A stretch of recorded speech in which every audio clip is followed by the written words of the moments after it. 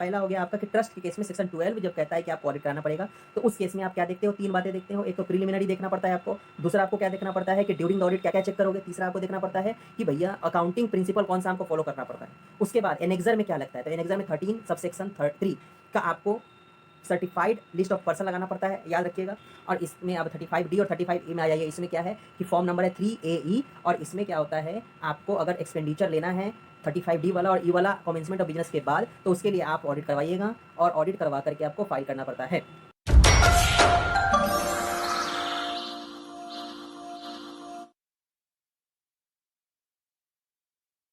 Good morning दोस्त, कैसे हैं आप लोग। Welcome to vision CAE learning.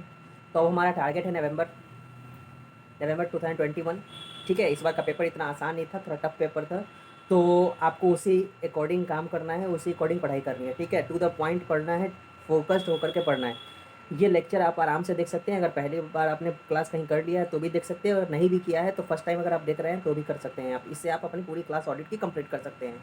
ठीक है ना। तो चलिए, हम जनरली क्या होता है कि स्टूडेंट्स ये मॉड्यूल 2 पहले नहीं करते, बाद में करते हैं, इसको बाद के लिए छोड़ देते हैं। पहले वो मॉड्यूल 3 और मॉड्यूल 1 कर लेते हैं, क्योंकि स्टैंडर्ड्स होता है और कंपनी ऑडिट होता है उसमें, और मॉड्यूल 3 में प्रोफेशनल एथिक्स और छोटे मोटे और चैप्टर्स होते हैं, पीयर रिव्यू वगैरह, जिससे उनको लगता है कि मार्क अच्छे आ जाएंगे। सही बात है, मार्क्स आते हैं, लेकिन क्या होता है, कंपनी ऑडिट स्टैंडर्ड और प्रोफेशनल इथिक्स 100% स्टूडेंट करके जाते हैं। तो एग्जामिनर का ये होता है कि एग्जामिनर आपसे एक्सपेक्ट करते हैं एटलीस्ट कंपनी ऑडिट और प्रोफेशनल इथिक्स में 100% एक्यूरेसी, लेकिन स्टैंडर्ड ऑडिटिंग में 100% एक्यूरेसी एक्सपेक्ट नहीं किया जा सकता। दूसरी बात, चूँकि लास्ट में हम पढ़ते हैं, पहले ही हमारे पास मॉड्यूल 1 और मॉड्यूल 3 का बर्डन ज़्यादा हो जाता है, प्रेशर ज़्यादा होने की वजह से मॉड्यूल 2 हमें टफ लगने लगता है, जबकि ऐसा है नहीं। वो छोटे छोटे पॉइंट पढ़ के, छोटा छोटा 4 लाइन के पॉइंट पढ़ के हमें आसानी से 5 नंबर 10 नंबर आ सकते हैं उसमें से। देखो, bank audit, insurance audit, direct tax का ऑडिट, इनडायरेक्ट टैक्स का ऑडिट, उसके बाद कंसोलिडेशन ऑडिट, ये सारे चैप्टर हैं, बहुत छोटे छोटे चैप्टर्स होते हैं और बहुत आसान चैप्टर होता है। इसमें कोई टेक्निकलिटीज़ नहीं होती, घुमा के क्वेश्चन नहीं आता, डायरेक्ट क्वेश्चन आता है इसमें से। ठीक है, तो हम पहले मॉड्यूल 2 करेंगे, उसको कंप्लीट कर लेंगे 4-5 दिन में। उसके बाद फिर हम मॉड्यूल 1 और मॉड्यूल 3 करने वाले हैं। ठीक है ना, होगा सारा कुछ। आज इस लेक्चर में आपको हम डायरेक्ट टैक्स का ऑडिट हम पढ़ने वाले हैं। देखो, डायरेक्ट टैक्स का ऑडिट पढ़ने से पहले मैं आपको ये बता देता हूँ कि जब तक आपको पूरा इनकम टैक्स एक्ट 1961 नहीं आएगा, तब तक आप डायरेक्ट टैक्स का ऑडिट नहीं कर सकते, ऑब्वियस सी बात है। लेकिन ऑडिट में आपसे एग्जामिनर क्या एक्सपेक्ट करता है, वो पूरा 1961 तो एक्सपेक्ट नहीं कर सकता। तो एग्जामिनर आपसे ये एक्सपेक्ट करता है कि 5 नंबर का हम क्वेश्चन आपसे पूछेंगे, तो उसका आप आंसर दे दीजिएगा। और वो भी आपसे क्या पूछता है, ज़्यादा से ज़्यादा 3CD फॉर्म होता है, उसके अंदर का क्लॉज के बारे में पूछ लेता है, या फिर आपसे ये पूछ लेता है कि भैया आप ये बता दो कि इसके ऊपर टैक्स ऑडिट एप्लीकेबल होगा कि नहीं होगा। अगर होगा तो टैक्स ऑडिट कौन कर सकता है, और टैक्स ऑडिट कैसे करेंगे, कितने दिन में फाइल करना होता है, बस ज़्यादा से ज़्यादा यही पूछता है। फॉर्म 3CD के अंदर का जितना भी क्लॉज है वो सब आपको याद होना चाहिए, क्लॉज का सब क्लॉज भी याद होना चाहिए, उसके क्लॉज और क्लॉज सब क्लॉज के साथ उसका नाम भी याद होना चाहिए। ठीक है ना, उसके अंदर का कंटेंट मैं आपको बता दूंगा इस लेक्चर में, और जो उसका क्लॉज है, 44 क्लॉज है, उस सारे को याद कराने के लिए मैंने एक अलग से मेमोरी टेक्निक वाला वीडियो दिया हुआ है। 13 मिनट का वीडियो है, 2 मिनट के बाद देखिएगा। 2 मिनट तक मैंने उसमें बस ओवरव्यू दिया है, जो कि अभी इस लेक्चर में मैं ओवरव्यू आपको दे ही रहा हूँ, तो उस लेक्चर में भी आपको ओवरव्यू देखने की कोई ज़रूरत नहीं है। तो 2 मिनट के बाद वो वीडियो देखिएगा, trick to remember clause under 3CD। ठीक है ना। तो चलिए, इसमें हम अब पढ़ लेते हैं कि जो टू दी पॉइंट पढ़ेंगे, हम एग्जामिनेशन पॉइंट ऑफ व्यू से पढ़ेंगे, ज़्यादा इधर उधर नहीं जाएंगे हम लोग। ठीक है ना। तो चलिए शुरू करते हैं। पहले इस चैप्टर का ओवरव्यू देख लेते हैं कि हाँ, मटेरियल कौन सा मटेरियल यूज़ करेंगे। कोई इधर उधर का मटेरियल यूज़ नहीं करना है। हाथ से बनाया हुआ नोट्स आप बना लीजिए, ये लेक्चर पढ़ते रहिए और इसको देखते देखते आप नोट बनाइए। साथ में अपना स्टडी मटेरियल जो है ICAI के द्वारा इशू किया हुआ जो स्टडी मटेरियल है वो आप रखिएगा और उसी से पढ़िएगा। मैं उसी से पढ़ा रहा हूँ। आपको जो भी क्वेश्चन करना है उसके लिए लास्ट में एक क्वेश्चन बैंक में आपको प्रोवाइड कर दूंगा, या फिर जो भी क्वेश्चन प्रीवियस ईयर 5 साल का प्रीवियस ईयर का क्वेश्चन उठाइए और उसी से क्वेश्चन करना है आपको। और जो भी स्टडी मटेरियल में क्वेश्चन आते हैं वो क्वेश्चन आपको करना है, और इधर उधर ज़्यादा नहीं जाना है। लिमिटेड रखिए, लिमिटेड रहिए और बस मार्क्स ले आइए। ठीक है ना। तो चलिए हम इस चैप्टर में पढ़ते हैं। अपना पहले चैप्टर का देखते हैं ओवरव्यू क्या है। तो इस चैप्टर में आपको क्या पढ़ना है, देखिए। अब इनकम टैक्स का जो ऑडिट होता है उसमें 3 एस्पेक्ट पढ़ना है। इनकम टैक्स का ऑडिट में, डायरेक्ट टैक्स का ऑडिट में 3 एस्पेक्ट पढ़ना है। एक तो सेक्शन 12 हो गया। ठीक है, उसके अंदर में ऑडिट कैसे करते हैं, क्यों करते हैं, कब करते हैं। उसके बाद 35D, 35E। ठीक, और उसके बाद टैक्स ऑडिट अंडर 44AB। देखिए 3 जगह पे टैक्स ऑडिट होता है। सेक्शन 12 में ऑडिट होता है किसका, तो चैरिटेबल ट्रस्ट जो होते हैं, जो चाहते हैं एग्जम्पशन लेना, जो चाहते हैं डिडक्शन लेना सेक्शन 11 में, वो उनको ऑडिट कराना मैंडेटरी होता है सेक्शन 12 के अंदर में, ठीक है ना। उसके बाद 35D कुछ स्पेशल कोई अपना बिजनेस करते हैं तो उसके लिए आपको मिल जाता है एग्जाम्शन, 100% का डिडक्शन और एग्जाम्शन मिल जाता है। अच्छे से पढ़ाऊंगा मैं, जब सेक्शन हम डिस्कस करेंगे तब। तो उस केस में भी आपको ऑडिट कराने की ज़रूरत पड़ती है। उसके बाद एक 44A भी होता है। 44A भी आपको कुछ पॉइंट देता है कि आप 4-5 कैटेगरी देता है कि अगर इस कैटेगरी में अगर आप फॉल करते हैं तो आपको टैक्स ऑडिट कराने की ज़रूरत पड़ती है। आप चाहे इंडिविजुअल है, चाहे फर्म है, चाहे कंपनी है, चाहे जो भी है, अगर इस तीनों के किसी भी कैटेगरी में अगर आप फॉल करते हैं तो आपको ऑडिट कराना पड़ता है, टैक्स ऑडिट कराना पड़ता है, ठीक है। अब टैक्स ऑडिट जब भी होगा तो टैक्स ऑडिट के क्रम में एक फॉर्म जाता है, उस फॉर्म को कहते हैं फॉर्म 3CD, और एक ऑडिटर का सर्टिफिकेट जाता है, उसको कहते हैं फॉर्म 3CA और फॉर्म 3CB। अब फॉर्म 3CA कब जाता है और फॉर्म 3CB कब जाता है वो आगे बढ़ाऊंगा। तो टोटली मैं आपको यही बता दे रहा हूँ कि टोटल आपको इस चैप्टर में क्या पढ़ना है। एक तो फॉर्म 3CA पढ़ना है, CB पढ़ना है, 3CD पढ़ना है, ये 3 फॉर्म पढ़ने हैं। सेक्शन 12 के अंदर में कब ऑडिट होता है, कौन करता है। सेक्शन 35 के अंदर 35D और E के अंदर में कब ऑडिट होता है, कौन करता है। और 44AB के अंदर में कब ऑडिट होता है, कौन करता है, ठीक है। तो चलिए अब हम शुरू करते हैं सेक्शन 12। पहले 12 पढ़ लेते हैं कि सेक्शन 12 के अंदर में, अब सेक्शन 12 जो है ट्रस्ट वाला, उसके बारे में मैं थोड़ा सा आपको ओवरव्यू दे देता हूँ। सिंपल सी बात है, कोई एक ऐसे चैरिटेबल ट्रस्ट है जिसको 11 और 12 में एग्जम्पशन मिलता है, ठीक है। तो उस चैरिटेबल ट्रस्ट को बिना एग्जम्पशन दिए हुए अगर प्रीवियस ईयर का टोटल इनकम 2.5 लाख से ऊपर आ जाता है, ठीक है, बिना एग्जेम्पशन दिए हुए 11 का, 11 में एग्जेम्पशन बताता है कि 15% या तो 15% आप एग्जेम्पशन, एक तो ग्रॉस का 15% आपको एग्जेम्प्ट हो जाता है, टैक्सेबल नहीं होता। और 85% में से भी जो कुछ अगर आप अप्लाई कर देते हैं, यानी फिक्स एसेट्स खरीद लेते हैं, या फिर कोई सा भी आप काम करते हैं जो पब्लिक के लिए है, ठीक है, या फिर आप क्या करते हैं, डोनेशन देते हैं, हाँ, तो बहुत सारे कंडीशंस होते हैं। तो उसमें अगर आप स्पेसिफिक फंड में या स्पेसिफिक एक्टिविटी में अगर आप अप्लाई करते हैं पैसे को, तो 85% में से भी वो आपका पैसा डिडक्ट हो जाता है और उसका डिडक्शन मिल जाता है, और उसके बाद जो बैलेंस बचता है उसके ऊपर टैक्स लगाया जाता है।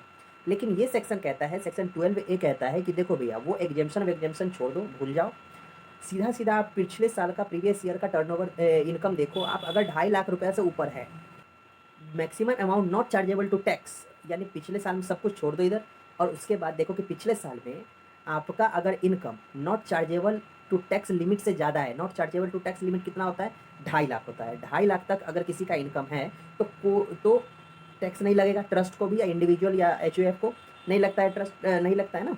तो ये वाला लिमिट जो है, अगर ट्रस्ट के ऊपर में अप्लाई करके हम देखते हैं कि 11 और 12 का एग्जाम्पशन छोड़ दो और डायरेक्टली देखो कि पिछले साल में अगर आपका इनकम जो है सो 2.5 लाख से ऊपर है, तो आपको क्या कराना पड़ेगा, ऑडिट कराना पड़ेगा। तो ये कहता है हमारा सेक्शन 12A। अब जब ऑडिट कराओगे तो उसमें ऑडिटर को फॉर्म डालना पड़ेगा, ठीक है।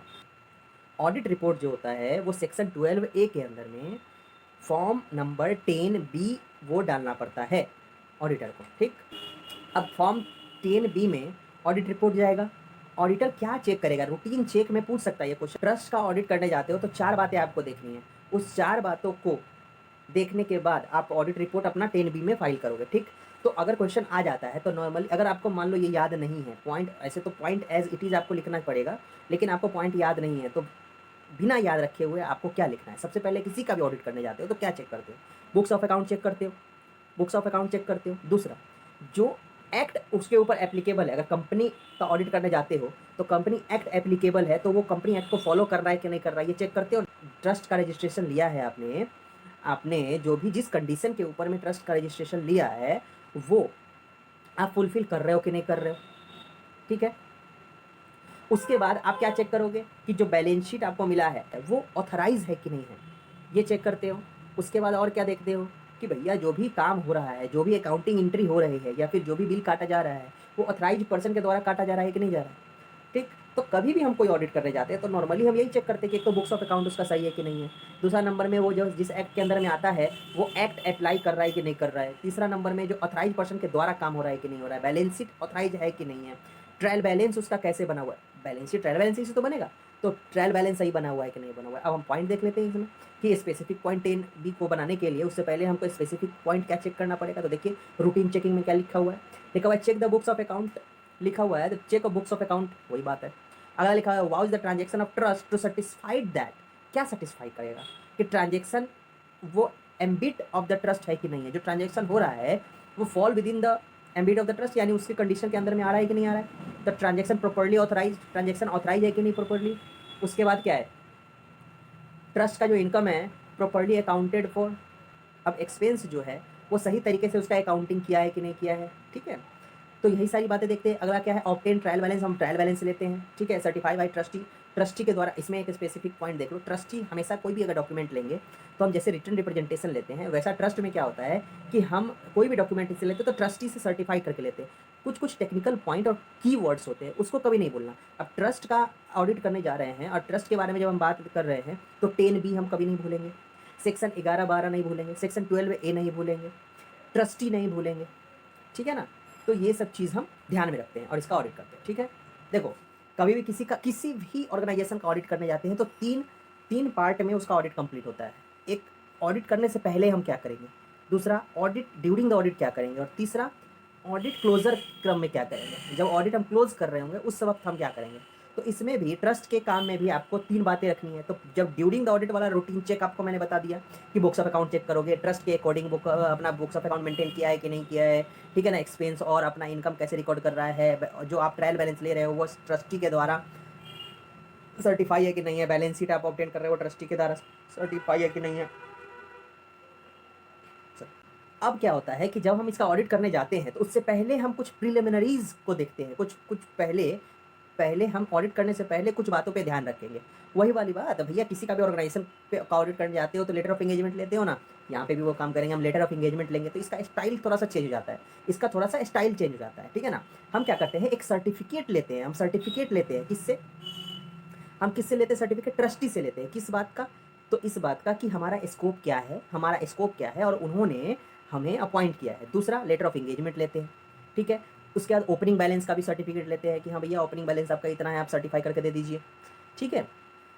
उसके बाद डीड की कॉपी ले लेते हैं, डीड की कॉपी ले लेते हैं। तो ये सारी बातें छोटी मोटी बातें हैं कि भैया सर्टिफिकेट दे दीजिए, तो ओपनिंग बैलेंस का, डीड को भी सर्टिफाई करके डीड भी दे दीजिए हमें, लेटर ऑफ एंगेजमेंट भी दे दीजिए, और उसके बाद क्या है अपना रिजोल्यूशन वगैरह। अब आप एक रिजोल्यूशन पास करके दे दीजिए कि आपने मुझे अपॉइंट किया है, और दूसरा नंबर में हमारा स्कोप क्या है, ठीक। उसके बाद ये तो हो गया प्रिलिमिनरी और रूटीन चेक। इसके बाद एक थर्ड चीज़ हम देखते हैं अकाउंटिंग प्रिंसिपल्स। उसके बाद एक तीसरी चीज़ हम देखते हैं अकाउंटिंग प्रिंसिपल। सिंपल बात है, डेप्रिसिएशन के लिए डेप्रिसिएशन वाला चेक करेंगे, गैप देखते हैं हम, जनरल अकाउंटिंग एक्सेप्टिंग प्रिंसिपल जो भी होता है GAAP वो चेक करना होता है हमें, ठीक है ना। एसेट्स, ट्रस्ट का एसेट्स वेरीफाई करना होता है, सारा ट्रस्ट वेरीफाइड है कि नहीं। उसके बाद इन्वेस्टमेंट जो ट्रस्ट ने किया हुआ है वो सही तरीके से क्लासीफाई हुआ है कि नहीं हुआ है। आउटस्टैंडिंग जो ड्यू है ट्रस्ट का वो प्रॉपर्ली अकाउंटेड फॉर है कि नहीं है। तो ये छोटी छोटी बातें हैं जो कि मद्देनज़र रखना पड़ता है। उसके बाद ट्रस्ट से एक दो सर्टिफिकेट आपको और लेना होता है, जो आपको 10B में एनेक्सर के रूप में लगाना होता है। कुछ एनेक्सर होते हैं जो कि ऑडिट रिपोर्ट के साथ लगाया जाता है। तो वो एनेक्सर क्या है, तो वो एनेक्सर आपको ये लिखना है कि एक होता है certified list of a person. Trust के केस में कुछ पर्सन होते हैं जो सर्टिफाइड लिस्ट के अंदर में आते हैं, जैसे कि 50,000 से ज़्यादा डोनेशन देने वाला, या मेंबर्स, ट्रस्ट के मेंबर, ट्रस्टी, ये सब क्या होते हैं, सर्टिफाइड पर्सन होते हैं। तो इनका लिस्ट जो है सो आपको ट्रस्ट को आप एनेक्सर के रूप में 10B के साथ आप लगा देंगे। इसके साथ ही कुछ स्पेसिफाइड लिस्ट होता है वो भी लेना है आपको, और उसके बारे में आपको लिखना है कि वो सही है, जो स्टेटमेंट आपको ट्रस्टी ने दिया है वो स्टेटमेंट सही है या नहीं, बस उसके बारे में लिख करके वो भी एनेक्सर में लगा देंगे। और तीसरे नंबर में आपको जो भी certified list of a person मिला है अकॉर्डिंग टू सेक्शन 13(3) उसको वेरीफाई करना है, और सही है तो उसको करेक्ट लिख करके और एनेक्सर में लगा देना है, ठीक है। इसके अलावा आपको ज़्यादा दिमाग नहीं लगाना है। ट्रस्ट का जब भी कोई क्वेश्चन आएगा,